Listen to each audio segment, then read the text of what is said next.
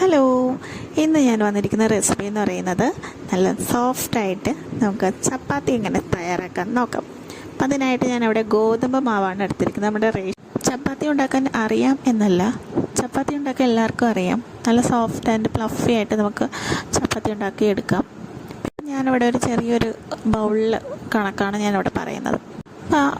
ആ ഒരു അളവിനുള്ള മാവ് എടുക്കുക.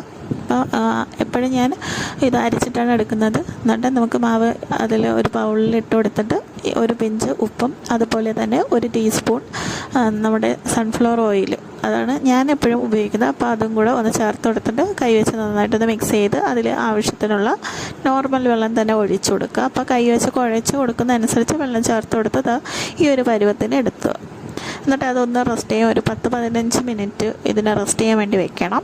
അത് കഴിഞ്ഞിട്ട് അതിനൊന്ന് ഉരുളകളാക്കി എടുത്ത് ഒന്ന് പരത്തി എടുത്ത് കഴിഞ്ഞ് നമുക്ക് ഒരു തവ അടുപ്പത്ത് വെച്ച് കൊടുത്ത് അതൊന്ന് ചൂടായി വരുമ്പോൾ ഓരോ നമ്മൾ പരത്തി വെച്ചിരിക്കുന്നത് അതിലൊന്ന് ഇട്ട് ഒന്ന് ചൂടായി വരുമ്പം നമുക്ക് ഡാൽഡയോ അല്ലെങ്കിൽ അതിൽ ഇച്ചിരി ഓയിലോ ചേർത്തൊന്ന് ഒഴിച്ചു കൊടുത്ത് ഒന്ന് തിരിച്ച് മറിച്ചിട്ടൊന്ന് ചുട്ടെടുത്ത് കഴിഞ്ഞാൽ നമ്മുടെ ചപ്പാത്തി ഇവിടെ റെഡിയായി കിട്ടും. വളരെ സിമ്പിളായിട്ട് ചെയ്തെടുക്കാൻ പറ്റുന്ന ഒരു റെസിപ്പിയാണിത്.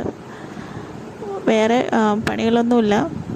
2-3 ഇൻഗ്രീഡിയൻസ് മാത്രം ഇതിൽ ചേർത്താൽ മതിയാകും. കുറച്ച് സമയം വേണ്ടിയുള്ളൂ. പെട്ടെന്ന് നമുക്ക് തയ്യാറാക്കിയെടുക്കാൻ പറ്റും. നല്ല ടേസ്റ്റി ആയിട്ടുള്ള ചപ്പാത്തി തയ്യാറാക്കാൻ പറ്റും. ഇന്നത്തെ ഈ വീഡിയോ എല്ലാവർക്കും ഇഷ്ടപ്പെട്ടെന്ന് വിചാരിക്കുന്നു. മറ്റൊരു വീഡിയോ ആയിട്ട് കാണാം. Thank you.